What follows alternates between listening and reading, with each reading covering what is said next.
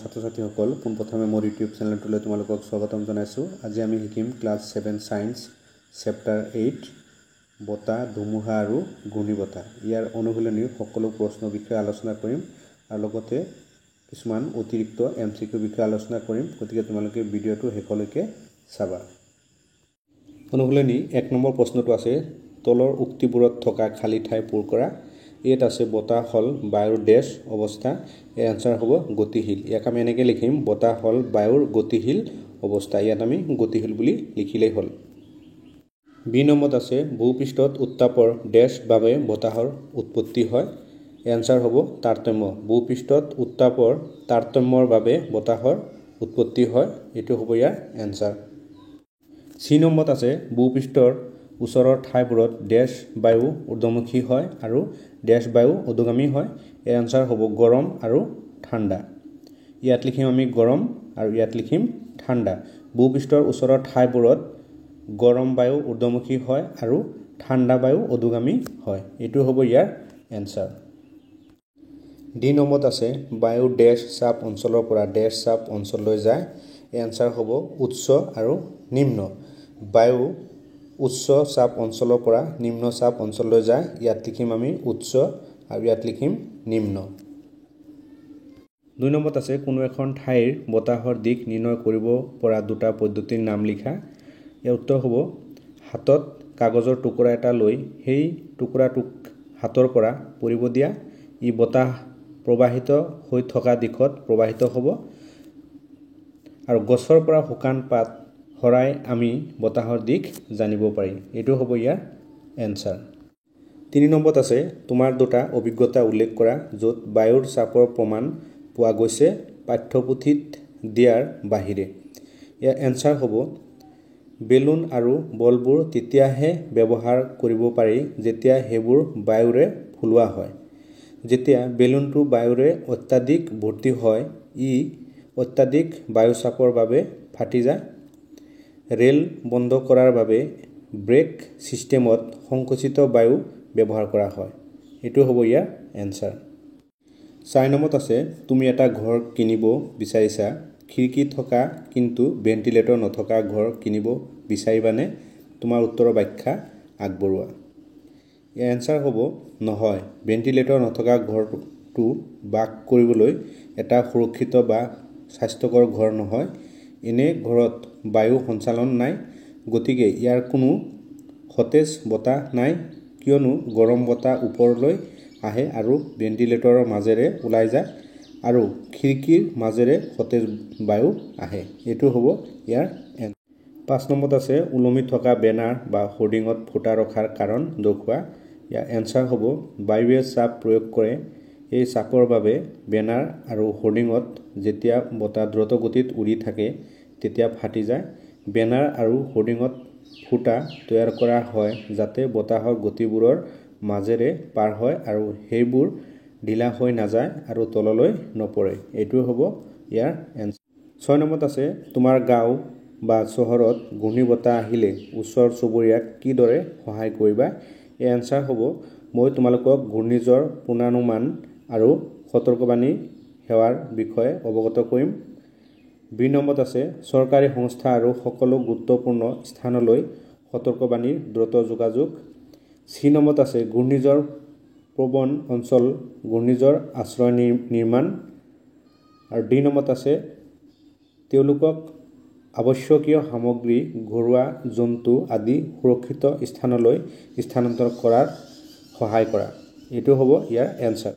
7 নম্বৰত আছে ঘূৰ্ণী বতাহে সৃষ্টি কৰা অৱস্থানৰ পৰা মোকাবিলা কৰিবলৈ কেনেধৰণৰ আগতীয়া পৰিকল্পনাৰ আৱশ্যক? এই এনসাৰটো আমি এনেকৈ লিখিম ঘূৰ্ণী বতাহৰ সৈতে মোকাবিলা কৰিবলৈ নিম্নলিখিত বিষয়বোৰ অনুসৰণ কৰাটো গুৰুত্বপূৰ্ণ। এ নম্বৰত টিভি আৰু ৰেডিঅ'ত প্ৰেৰণ কৰা সতৰ্কবাণীবোৰ সাৱধানে শুনক।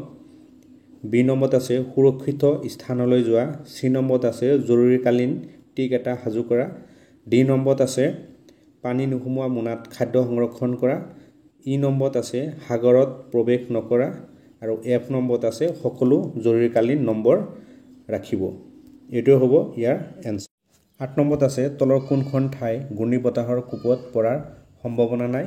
এই প্ৰশ্নটো 4টা অপশ্যন দিয়া আছে যেটো শুদ্ধ হেতু আমি লিখিব লাগিব অপশ্যন এ ত আছে চেন্নাই অপশ্যন বি ত আছে মাঙ্গালুৰু অপশ্যন সি ত আছে অমৃতসৰ অপশ্যন ডি ত আছে পুৰী ইয়াৰ শুদ্ধ উত্তৰটো অপশ্যন সি অমৃতসৰ 9 নম্বৰত আছে তলত উল্লেখ কৰা উক্তিবোৰৰ কোনবোৰ শুদ্ধ 1 নম্বৰত আছে শীতকালত বতাহ স্থলভাগৰ পৰা মহাসাগৰলৈ বয় এটো হ'ব শুদ্ধ 2 নম্বৰত আছে গ্ৰীষ্মকালত বতাহ স্থলভাগৰ পৰা মহাসাগৰলৈ বয় এটো হ'ব অশুদ্ধ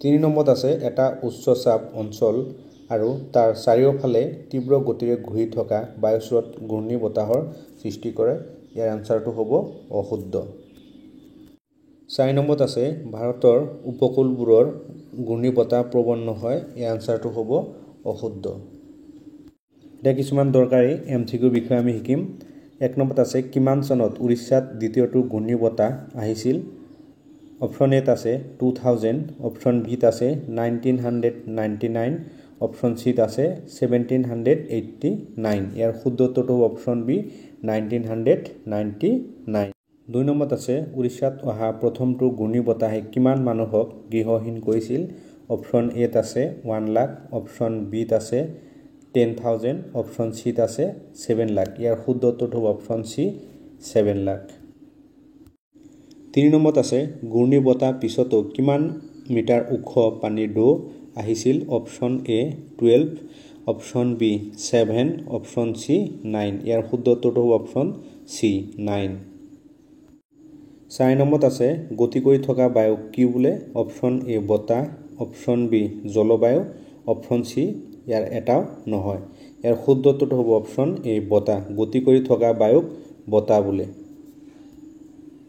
5 নম্বৰত আছে বায়ু দেখা পোৱা যায় নে অপশ্যন এ ত আছে যায় অপশ্যন বি ত আছে নাযায় অপশ্যন সি ত আছে ইয়াৰ ভিতৰত এটাও নহয় ইয়াৰ শুদ্ধ উত্তৰটো হ'ব অপশ্যন বি নাযায় বায়ু দেখা নাযায় 6 নম্বৰত আছে সুনামি কিহৰ ফলত হয় অপশ্যন এ বতাহৰ ফলত অপশ্যন বি ভূমিকম্পৰ ফলত অপশ্যন সি ইয়াৰ ভিতৰত এটাও নহয় ইয়াৰ শুদ্ধ উত্তৰটো হ'ব অপশ্যন বি ভূমিকম্পৰ ফলত সুনামি হয় 7 নম্বৰত আছে বায়ু কি অঞ্চলৰ পৰা কি অঞ্চললৈ যায় অপশ্যন এ ত আছে গৰম অঞ্চলৰ পৰা শীতল অঞ্চললৈ অপশ্যন বি ত আছে উচ্চ চাপৰ পৰা নিম্ন চাপলৈ অপশ্যন সি ত আছে ইয়াৰ ভিতৰত এটাও নহয় ইয়াৰ শুদ্ধ উত্তৰটো হ'ব অপশ্যন বি উচ্চ চাপৰ পৰা নিম্ন চাপলৈ 8 নম্বৰত আছে বায়ুৰ চাপ বাঢ়ি গৈ থাকিলে বায়ুৰ গতি বৃদ্ধি হয় নে নহয় অপশ্যন এ ত আছে নহয় অপশ্যন বি ত আছে হয় অপশ্যন সি ত আছে ইয়াৰ ভিতৰত এটাও নহয় ইয়াৰ শুদ্ধ উত্তৰটো হ'ব অপশ্যন বি হয় বায়ুৰ চাপ বাঢ়ি গৈ থাকিলে বায়ুৰ গতিও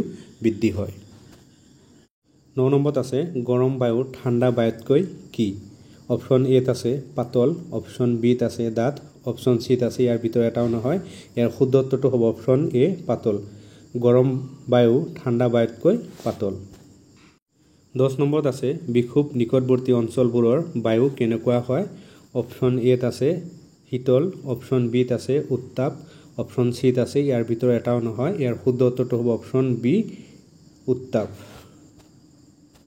11 নম্বৰত আছে স্থলভাগ হ'ল অপশ্যন এ ত আছে বায়ু অপশ্যন বি ত আছে পানী অপশ্যন সি ত আছে মাটি ইয়াৰ শুদ্ধ আনসাৰটো হ'ব অপশ্যন সি মাটি 12 নম্বৰত আছে জলভাগ হ'ল অপশ্যন এ ত আছে পানী অপশ্যন বি ত আছে মাটি অপশ্যন সি ত আছে বায়ু ইয়াৰ শুদ্ধ উত্তৰটো হ'ব অপশ্যন এ পানী জলভাগ হ'ল পানী 13 নম্বৰত আছে পৃথিৱীৰ প্ৰধান মণ্ডল কেইটা অপশ্যন এ ত আছে দুটা অপশ্যন বি ত আছে এটা অপশ্যন সি ত আছে চাৰিটা ইয়াৰ শুদ্ধ উত্তৰটো হ'ব অপশ্যন সি চাৰিটা পৃথিৱীৰ প্ৰধান মণ্ডল হ'ল চাৰিটা 14 নম্বৰত আছে প্ৰধান প্ৰাকৃতিক উপাদান কেইটা অপশ্যন এ ত আছে দুটা অপশ্যন বি ত আছে পাঁচটা অপশ্যন সি ত আছে তিনিটা ইয়াৰ শুদ্ধ উত্তৰটো হ'ব অপশ্যন সি তিনিটা প্ৰধান প্ৰাকৃতিক উপাদান হ'ল তিনিটা 14 নম্বৰত আছে প্ৰধান প্ৰাকৃতিক উপাদান কেইটা অপশ্যন এ ত আছে দুটা অপশ্যন বি ত আছে পাঁচটা অপশ্যন সি ত আছে তিনিটা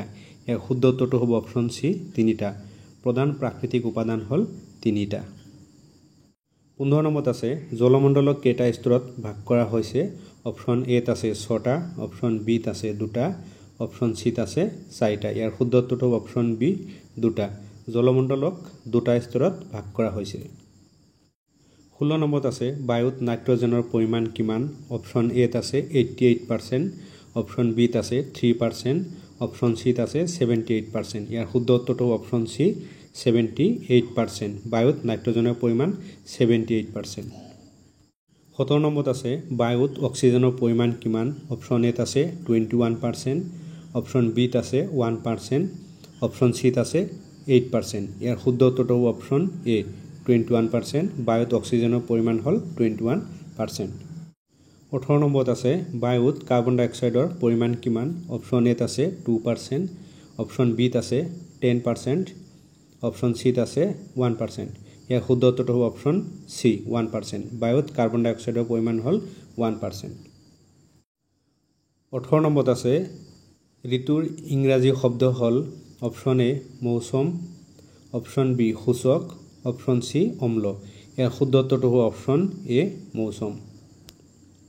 20 নম্বৰত আছে আমাৰ চৌপাশৰ বায়ুৱে চাপ প্ৰয়োগ কৰে নে নকৰে অপশ্যন এত আছে নকৰে, অপশ্যন বিত আছে কৰে, অপশ্যন চিত আছে ইয়াৰ ভিতৰত এটাও নহয়। ইয়াৰ শুদ্ধ উত্তৰটো হ'ব অপশ্যন বি কৰে। আমাৰ চৌপাশে বায়ুৱে চাপ প্ৰয়োগ কৰে।